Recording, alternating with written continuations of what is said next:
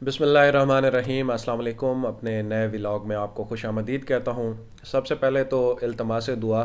पिछले कुछ दिनों से मेरी तबीयत थोड़ी नासाज है, खांसी की वजह से बहुत हालत ख़राब थी, इस वजह से मैं वीडियोस भी नहीं कर पा रहा। तो आप दोस्तों से अपील है कि सेहत की दुआ मेरे लिए ज़रूर करें। उसके बाद बात करते हैं कि तहरीक लब्बैक के अमीर हाफ़िज़ साद हुसैन रिजवी की सिक्योरिटी के हवाले से बार बार ऐसे खदशात का इजहार किया जाता है कि जैसे उनको कोई बड़ा ख़तरा लाहक हो। अब कल मैंने इस पर वीडियो करनी थी, लेकिन एक दो बार जब मैंने ट्राई की तो मैं वीडियो रिकॉर्ड नहीं कर पाया। इसलिए मैंने ये सवाल अपनी कम्युनिटी पर पोस्ट कर दिया ताकि आप दोस्तों की राय भी उसमें शामिल हो जाए कि क्या आप भी समझते हैं कि हाफ़िज़ साद हुसैन रिजवी को कोई सिक्योरिटी थ्रेट्स हैं या फिर ये महज अफवाहें भी हो सकती हैं। असल में मामला ये है, कुछ दोस्तों ने उस पर जो कमेंट्स किए वो कुछ इस तरह के थे कि थोड़ा वो नेगेटिव ले गए इस बात को कि बार बार मैं इस टॉपिक को क्यों छेड़ता हूँ। ये मैं इसलिए छेड़ता हूँ क्योंकि लाहौर में मौजूद कुछ हमारे ऐसे दोस्त जिनको मैं जानता हूँ कि वो बहुत ही करीबी हैं, ऐसे समझें कि वो मरकज़ में रहने वाले लोग हैं, वो अगर ये समझते हैं कि हाफ़िज़ साद हुसैन रिजवी को सिक्योरिटी थ्रेट हो सकता है, तो एक दूर बैठा हुआ कारकुन जो शायद लाहौर से कहीं साउथ पंजाब में बैठा हो या कराची में बैठा हो या बलूचिस्तान में बैठा हो, तो वो उतना बेहतर अंदाज़ा नहीं लगा सकता, नहीं जज कर सकता। तो ये सिक्योरिटी के हवाले से कुछ डिटेल्स आपके सामने रखूँगा। इसके अलावा साहिवाल डिस्ट्रिक्ट और पाकपतन डिस्ट्रिक्ट का रिव्यू भी इस वीडियो में शामिल करेंगे। पहले सिक्योरिटी पर ही बात कर लेते हैं, क्योंकि पहले 3-4 वीडियोस मैंने इस हवाले से की और फिर एक ऐसे मोहतरम टीएलपी के सीनियर रहनुमा से हमारी मुलाकात हुई, तो उन्होंने भी तस्दीक की कि हमारे तक ये ख़बर आई थी कि एक कलअदम तंजीम की जानिब से मस्जिद रहमतुल्लिल आलमीन और अल्लामा खादिम हुसैन रिजवी साहब के मज़ार पर और हाफ़िज़ साद हुसैन रिजवी पर जो है वो एक हमले का उन्होंने वो पैगाम भेजा था। और इस सिक्योरिटी अलर्ट को, सिक्योरिटी थ्रेट को जो है वो इदारों ने फिर तहरीक लब्बैक की क़यादत तक पहुँचाया, लेकिन फिर मामला जो है वो थोड़े थम गए। आप देख रहे हैं कि हाफ़िज़ साद हुसैन रिजवी जो है वो ज़्यादा पॉलिटिकल गैदरिंग्स में भी नहीं जा रहे, सिर्फ दो गैदरिंग में वो गए हैं। एक हरीपुर गए थे वो और दूसरा खानेवाल में उन्होंने जाके खिताब किया था, और वो भी बड़ी लिमिटेड चीज़ थी। उस दिन भी मैंने आपको बताया था कि जो खानेवाल का उनका दौरा था, उस दिन तक मॉर्निंग तक वहाँ के लोगों को, इवन के जो टीएलपी की मकामी क़यादत थी, ज़्यादातर लोग वो भी नहीं जानते थे कि आज हाफ़िज़ साद हुसैन रिजवी ने खानेवाल का दौरा करना है या वो इस गैदरिंग से खिताब करेंगे, क्योंकि उस वक्त तक चीज़ें जो है वो क्लियर नहीं थी। सिक्योरिटी पॉइंट ऑफ व्यू से जो है उनका ये चीज़ सीक्रेट रखी गई। और फिर आपको याद होगा कि ननकाना साहिब एक उन्होंने उर्स की तकरीब में जाना था और रात 12 बजे तक वहाँ पे लोगों ने इंतज़ार किया था हाफ़िज़ साद हुसैन रिजवी का, लेकिन वो फिर वहाँ पर नहीं गए। अब हमारा तो एक कनेक्शन होता है कि हमारे हर शहर में, हर गांव के लेवल तक लोग जो है वो जर्नलिस्ट होते हैं, तो हम एक कॉल की दूरी पर होते हैं, एक जो है वन हैंडेड इंफॉर्मेशन की। तो जैसे ही मैंने वहाँ पर अपने ननकाना साहिब में अपने दोस्तों से रब्ता किया, और मैं बड़ा थैंकफुल हूँ उनका कि उन्होंने मुझे बड़ा टाइमली उस वक्त इन्फॉर्म भी किया कि हाफ़िज़ साद हुसैन रिजवी जो है ननकाना साहिब नहीं आएंगे, क्योंकि कुछ सिक्योरिटी खदशात का इजहार किया जा रहा है। तो खैर, अगर कुछ दोस्तों को ये बात नागवार गुजरती है कि ये पॉइंट मैं क्यों उठाता हूँ या बार बार इस पर क्यों बात करता हूँ, तो ये उनकी अपनी सवाबदीद है।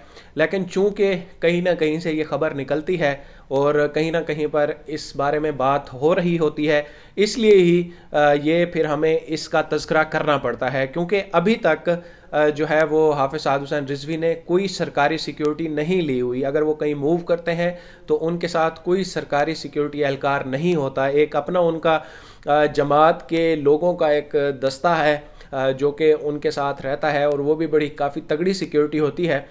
लेकिन अभी तक जो है इस तरह के खदशात की बात की जाती रही है। और आप देखें कि पाकिस्तान की एक पॉलिटिकल हिस्ट्री है कि हमारे कई सीनियर रहनुमा जो है वो इस चीज़ का निशाना बन चुके हैं। तो इसलिए ज़्यादा से ज़्यादा सिक्योरिटी मामले से पर जो है इस तरह के ख़ासकर एक यंग पर्सन को जो कि एक पॉलिटिकल पार्टी को लीड कर रहे हैं, उन्हें अपनी सिक्योरिटी के हवाले से फ़िक्रमंद बहरहाल होना ज़रूरी होता है, ताकि वो एक लंबी इनिंग्स के लिए जब तक अल्लाह पाक ने उनको मौका दिया हुआ है तो वो अपनी इस पार्टी को लीड करके ज़्यादा जहाँ तक उनकी पार्टी मुतहरक हो सके वो इसको कर सकें। वैसे उनके जो छोटे भाई हैं अनस रिजवी, वो भी इस वक्त काफ़ी एक्टिव हमें नज़र आते हैं, लेकिन जो सिक्योरिटी पॉइंट ऑफ व्यू हाफिज़ साद हुसैन रिजवी के बारे में बात की जाती है उसमें मुझे लगता है कि कहीं ना कहीं पे ये मामलात चल रहे हैं। और शायद अब चूँकि हाफिज़ साद हुसैन रिजवी की शादी की बात भी हो रही है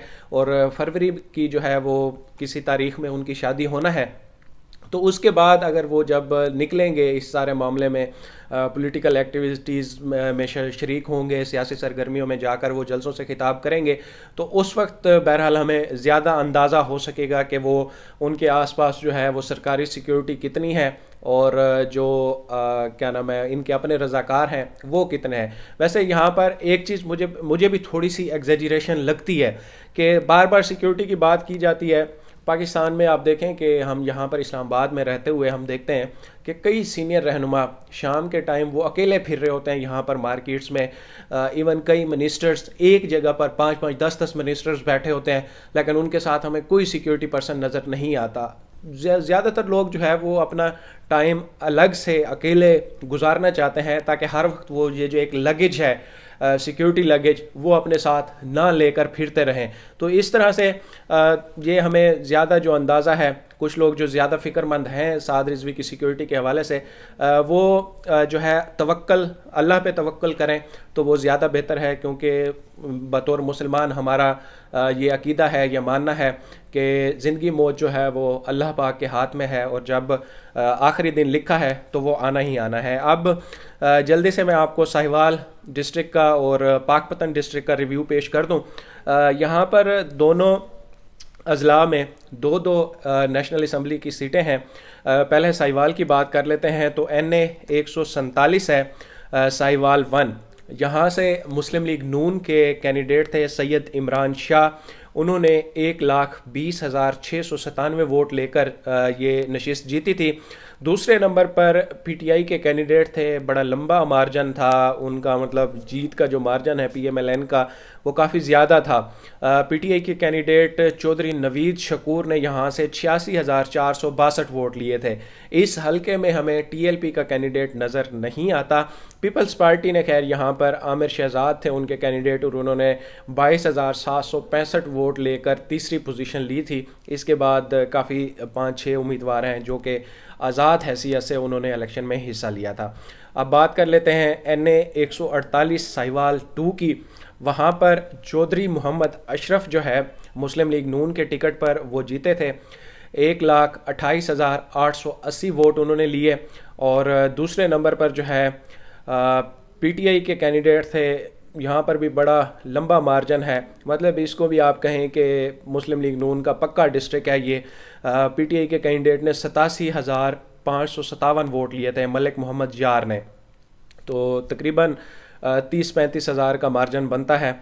उसके बाद यहाँ पर जो है वो हमें TLP के कैंडिडेट नज़र आते हैं, राय मुनसिफ शबीर अहमद, उन्होंने 15,746 वोट लिए थे और वो चौथी पोजीशन पर मौजूद थे। तीसरे नंबर पर पीपल्स पार्टी के कैंडिडेट थे गुलाम फरीद काठिया, उन्होंने 18,940 वोट लिए थे। MMA के कैंडिडेट भी इस हल्के में मौजूद थे, उमैर जावेद, उन्होंने 2,718 वोट लिए थे। इसी तरह अगर पाकपतन के दोनों डिस्ट्रिक्ट की बात करें तो पाकपतन के भी दोनों डिस्ट्रिक्ट में नून लीग ने मैदान मारा था।